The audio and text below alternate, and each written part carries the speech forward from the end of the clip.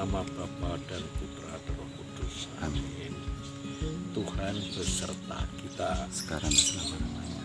Saudara semua, renungan ataupun sapaan pagi ini akan saya ambil dari Injil Yohanes bab 15 ayat 9 sampai 11. Sekali peristiwa dalam amanat perpisahannya, berkatalah Yesus kepada para murid, "Sebagaimana Bapa mengasihi aku, demikian pula aku mengasihi kalian. Tinggallah dalam kasih-Ku.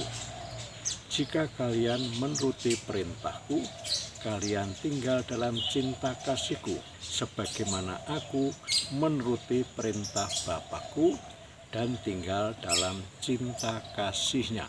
Semua itu kukatakan kepadamu agar sukacitaku ada di dalam kalian dan sukacitamu menjadi penuh." Saudara semua, Injil ini tentu saja ada hubungannya dengan Injil yang kemarin yang menceritakan tentang pokok anggur. Yesus mengatakan bahwa dia adalah pokok anggur yang asli ataupun yang benar, di mana Bapa sebagai pengusahanya. Sedangkan kita semua ataupun para muridnya itu menjadi ranting-rantingnya. Hubungan antara pokok anggur dan ranting, demikian juga pokok anggur dengan akarnya tentu saja demikian erat. Akar itu boleh dikatakan sebagai Bapa yang erat hubungannya dengan putranya, yaitu batangnya, pokoknya. Sedangkan kita semua itu merupakan ranting-rantingnya yang akan memberikan buah-buah.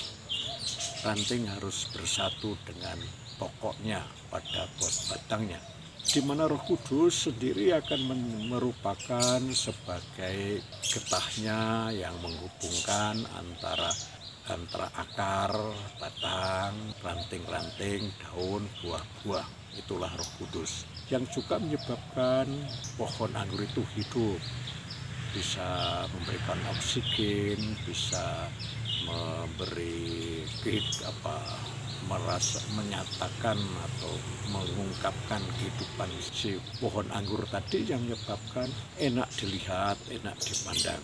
Bapak Ibu, kita semua hanya akan menghasilkan buah sebagai ranting bila terikat pada batangnya, dan dari batang itu kita menyerap aneka macam anugerah-anugerah ataupun aneka macam rahmat yang diberikan melalui si getah, ya tidak lain adalah Roh Kudus itu yang menyebabkan kita hidup. Dan Bapa selain juga sebagai akar, dinyatakan juga sebagai pengusaha. Dia akan merawatnya dengan baik, di mana ranting yang tidak menghasilkan buah akan dipotong, sedangkan ranting yang menghasilkan buah akan dirawat, akan dipupuk, akan dipelihara dengan baik supaya berbuah banyak. Injil pada hari ini meneruskan itu, yaitu hubungan cinta kasih. Bapa demikian menyintai Yesus, dan Yesus pun juga memberikan cinta kasihnya yang mendalam bagi ranting-rantingnya, yaitu kita semua, agar berbuah melimpah. Di dalam buah itulah yang juga merupakan bukti hubungan kasih antara Bapa dengan Putra dengan kita semua, tentu saja dalam Roh Kudus, membuat kemudian aneka macam buah-buah yang dihasilkan. Buah-buah itu adalah karya-karya ataupun karya-karya yang bermanfaat bagi baik kita semua maupun juga bagi orang lain. Seperti anggur yang dengan buahnya juga berkhasiat untuk kesehatan, untuk menghilangkan dahaga, untuk juga aneka macam jenis minuman, bahkan juga untuk pengobatan. Nah, kita semua diandekan ataupun digambarkan dalam bentuk itu. Semoga kita juga kemudian tetap bersatu dengan Yesus, tentu saja dalam cinta kasih-Nya. Dan juga Yesus pun menyatakan bahwa kita sebagai ranting juga perlu berhubungan baik dengan ranting yang lain atau dengan sesama, saling menaruh cinta kasih, sebagaimana semuanya itu bersumber dari batang dan juga menghisap rahmat yang sama, yaitu Roh Kudus, Roh Kudus sendiri yang datang dari Bapa, tentu saja melalui batangnya itu. Nah, dalam keadaan semacam ini harus kita terapkan dalam kehidupan sehari-hari kita. Bagaimana kita hayati supaya buah-buah itu juga bermanfaat pada yang baik dan sesama kita dengan baik. Antara lain kalau situasi ini ya bagaimana kemudian kita mencintai sesama kita yang sedang menderita, ya baik itu yang terkena dampak corona karena sakit ataupun yang karena kehilangan pekerjaan, lalu kekurangan kehidupan oleh karena tidak bisa bekerja dengan baik. Atas kerjasama kita bersama yang lain, maka kita juga menjadi bermanfaat bagi yang lain. Bukan saja bermanfaat bagi sesama, kita juga perlu bermanfaat pada alam di mana kita ada. Karena dengan alam itu pula, maka anugerah-anugerah Tuhan juga dipancarkan, diberikan melalui kita semua. Karena kita diutus supaya juga mengolah alam dengan baik dan juga kemudian bisa dimanfaatkan bagi sesama.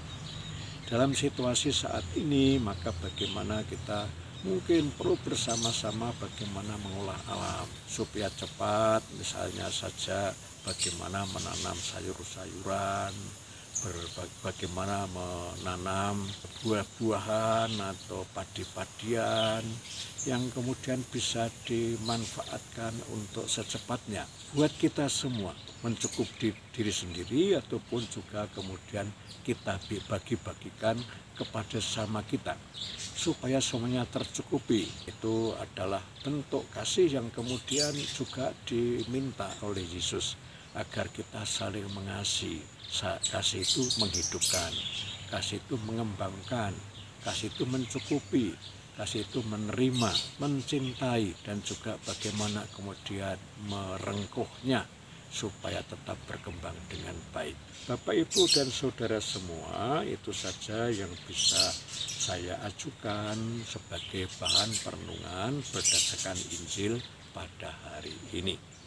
Marilah kita berdoa. Tuhan, setelah merenungkan sapaan-Mu melalui Injil hari ini, semoga kami semua semakin menyadari betapa Engkau mencintai kami, dan kami pun harus membuktikan cinta kasih kami dengan-Mu, kepadamu melalui aneka macam karya kasih kepada sesama kami, lebih-lebih pada situasi saat ini. Bagaimana kemudian kami saling menjaga, kami saling membantu satu sama lain menggunakan aneka macam apa yang kami punya, entah itu harta, entah itu bahan makanan ataupun juga tenaga, untuk kemudian bisa kami sampaikan kepada sesama kami yang memerlukannya. Karena hanya dengan cara demikian maka hidup kami menjadi terjaga dengan baik, bisa berbahagia dalam menghadapi situasi yang kurang mengenakkan ini. Semua itu kami mohon kepadamu melalui Kristus Tuhan kami. Semoga Tuhan berkati kita semua, Bapa dan Putra dan Roh Kudus. Amin. Oke.